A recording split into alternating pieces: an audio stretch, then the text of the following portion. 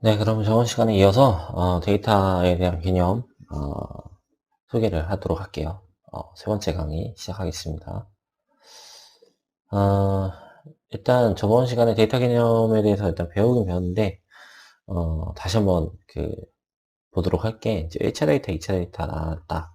1차 데이터는 연구조사자에 의해서 직접 수집된 데이터를 말하는 거다. 그래서 뭐 실험이나 관측 같은 거 할 때, 관측 연구 같은 거 할 때 쓰기 위해서 수집된 데이터라고 보시면 된다라는 거고, 2차 데이터. 이제 저희는 이제 2차 데이터에 초점을 맞추는 게 좋을 것 같다.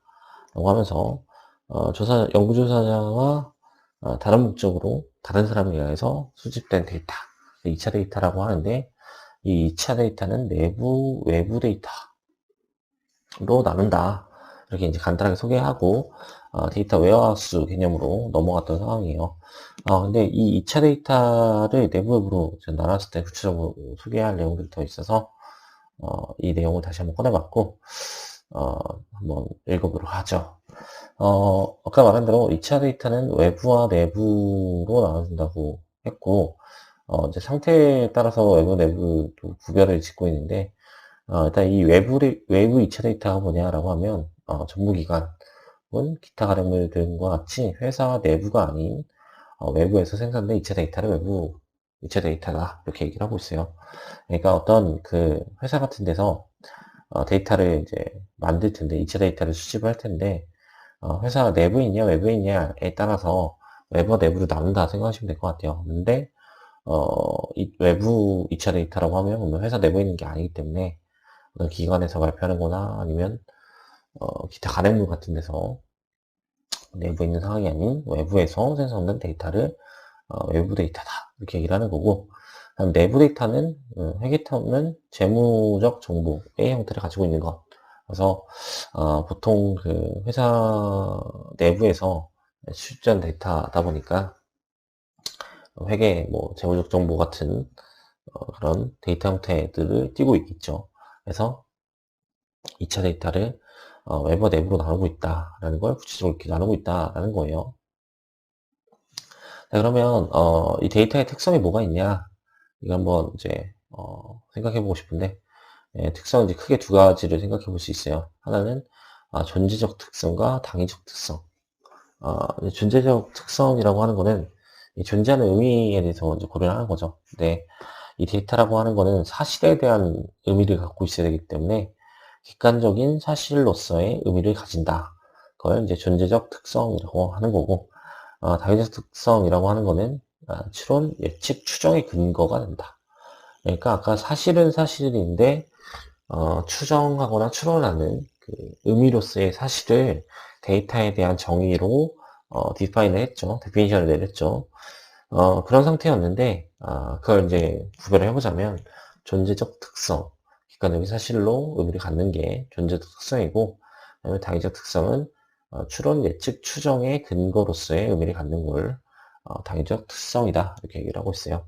여러분 이제 내용은 시험으로 나오기가 좋기 때문에 당연히 데이터에 대한 특성은 알고 계셔야 될 것 같고, 뭐 예를 들어 이런 식으로 나올 수 있잖아요. 추론, 예측, 추정의 근거를 가지는 데이터의 특성이 뭐냐라고 했을 때 당위적 특성을 얘기할 수 있어야 되는 상황으로 생각해 보시면 되겠죠.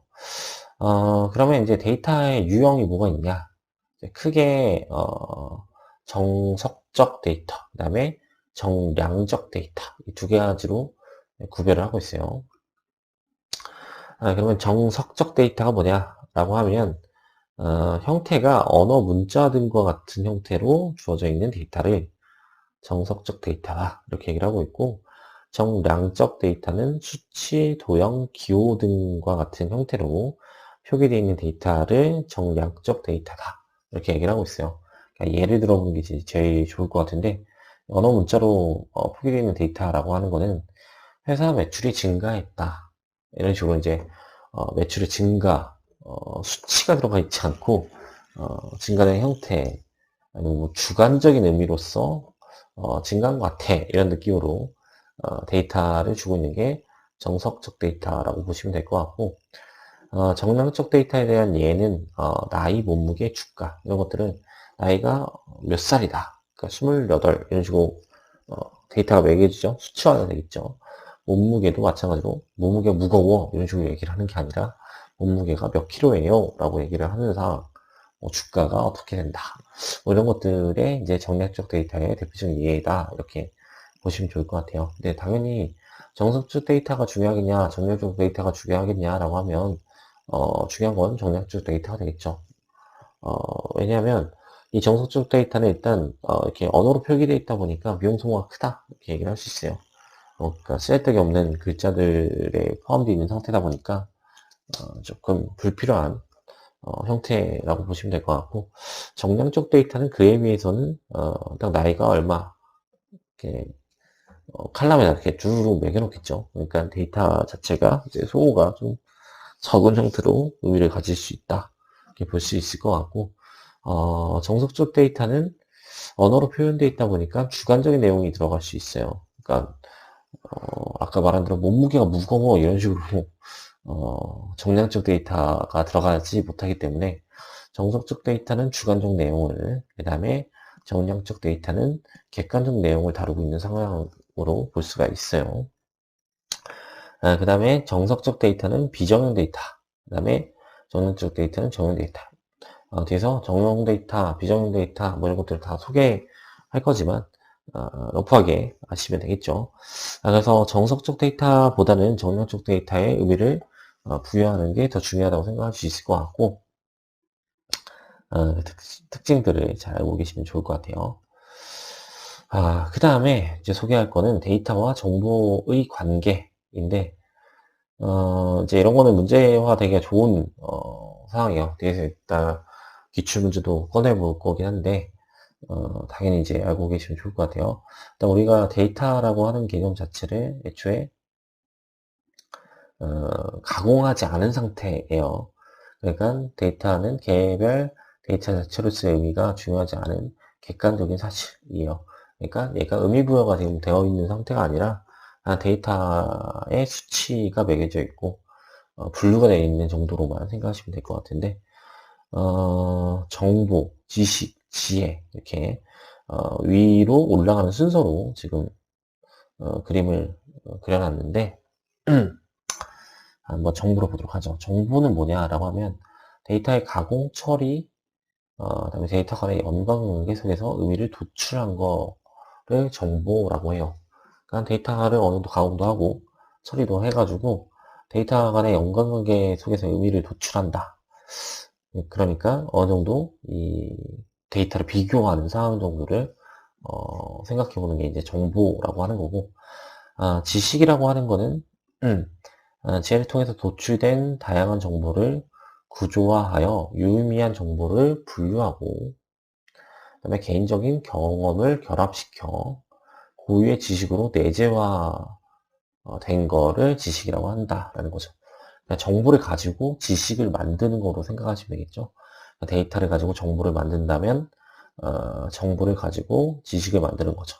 그러니까 개인적인 경험도 결합시키고, 그 다음에 유의미한 정보를 분류해가지고 그걸 이제 합쳐서 고유의 지식으로 내재화시키는 걸 고려한 거고, 그 다음에 이 지식을 가지고 지혜 개념을 만드는데, 지혜는 지식의 출처과 아이디어에 대한 결합물이다 이렇게 얘기를 하고 있어요.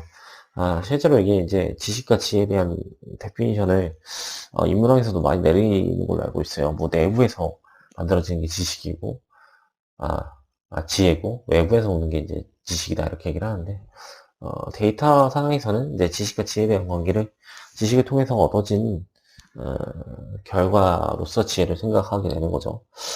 그래서 이 데이터 가지고 정보를 가지고 지식을, 그 다음에 지식을 가지고 지혜를 만들어 가지는 이런 관계를 갖게 된다라는 게 이 데이터에 대한 개념이다. 이렇게 볼 수 있어요. 그래서 데이터의 개념은 여기까지 소개를 하면 될 것 같고, 문제를 한번 보면서 이 데이터 내용들을 다시 한번 살펴보면 좋을 것 같아요.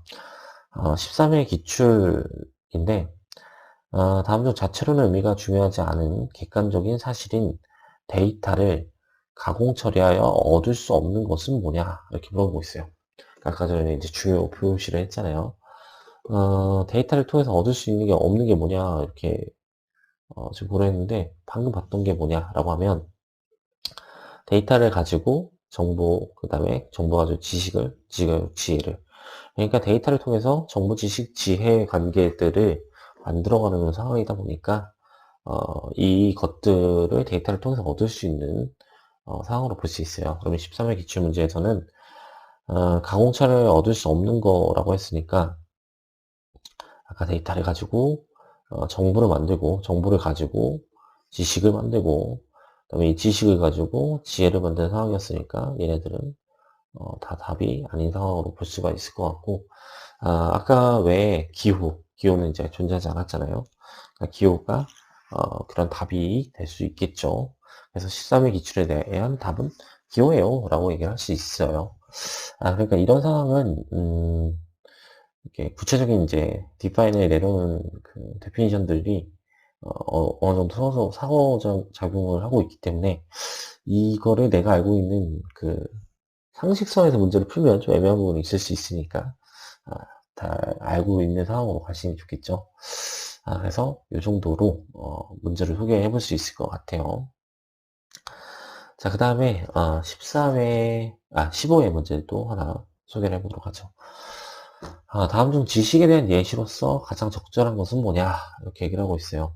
네, 이거는 이제 다시 한번 지식을 보는 게 좋을 것 같은데 지식은 뭐라고 되어 있었냐면 데이터를 통해서 도취된 다양한 정보가 만들어졌고 구조화해서 유의미한 정보로 분류를 하고 정보를 분류를 하고 그걸 개인적인 경험과 결합시켜서 고유에 대한 지식으로 내재화한 거를 지식이라고 했어요. 그러면 일단 1번부터 한번 볼까요? 1번은 A 사이트보다 B 사이트가 다른 물건도 비싸게 팔 것이다. 저희가 예측을 하고 있는 건데 이 예측을 하고 있는 상황을 지식으로 볼 수는 없겠죠. 우리는 정보들을 분류를 하고 고유 지식으로 좀 만드는 상황을 가야 되는데 이건 이제 지식에 대한 예시로서 보긴 좀 애매한 것 같고 사실 이건 그냥 예측인 거지 사실이 될 수는 없잖아요. 그러니까 가짜 상황이 만들어질 수도 있어서 1번 상황에 대해서는 빼고 가는 게 좋을 것 같아요. 두 번째 상황을 보니까 B 사이트보다 가격이 상대적으로 저렴한 A 사이트에서 USB를 사야겠다. 이렇게 얘기를 하고 있어요. 그러면 정보를 분류를 했죠. B 사이트보다 A 사이트가 지금 USB가 저렴하다라고 얘기를 했고 우리가 고려할 수 있는 건 저렴한 USB를 구매하는 것은 상대적으로 좋은 의미를 갖는 거니까 고유의 지식을 만들고 있는 이 2번 상황을 정답으로 보면 좋을 것 같아요. 그래서 2번이 지식에 대한 예시로서 의미를 갖지 않겠냐 이렇게 이제 볼 수 있을 것 같고 3번도 한번 보죠. A 사이트는 10,000원에 B 사이트는 15,000원에 USB를 팔고 있다 이렇게 얘기를 하고 있어요. 이거는 그냥 데이터를 꺼낸 거죠. 그러니까 아직 가공되어 있는 상태가 아니라 데이터가 그냥 A 사이트에서는 10,000원을 팔고 있고 B 사이트에서는 15,000원을 팔고 있다 정도만 얘기를 하고 있어요. 그러니까 뭐 관계 정도를 얘기한 것도 아니기 때문에 아직 의미를 갖고 있지 않는 상태, 그러니까 정보가 되지 못한 상태로서 이 데이터를 생각해야 되니까 3번은 지식이 될 수는 없겠죠. 지식에 대한 예시가. 4번도 보죠. 4번은 뭐라고 되어 있냐면 B 사이트의 USB 판매 가격이 A 사이트보다 더 비싸다 이렇게 얘기를 하고 있어요. 요거는 이제 정보를 만드는 상황으로 볼 수 있겠죠. 그러니까 정보를 만들기 전에 이 데이터를 먼저 수집했고 이 데이터를 보니까 결국 B 사이트가 A 사이트보다 더 비싸다라는 결론이 나온 거죠. 그러니까 관계를 만든 거고 이 관계를 만든 상황이 정보에 대한 상황이었죠. 다시 한번 살펴보면 데이터를 가공해서 처리하고 데이터 간의 연관관계 속에서 의미를 도출한 게 정보라고 했으니까 이 4번 상황은 정보에 해당하는 내용을 얘기하는 거고 정보에 대한 개념으로는 지식의 개념을 예시할 수 없기 때문에 4번도 아닌 상태. 네, 그러면 1, 3, 4번이 아닌 2번이 정답이 되는 상태로서 15의 기출문제에 대한 생각을 해볼 수 있을 것 같아요.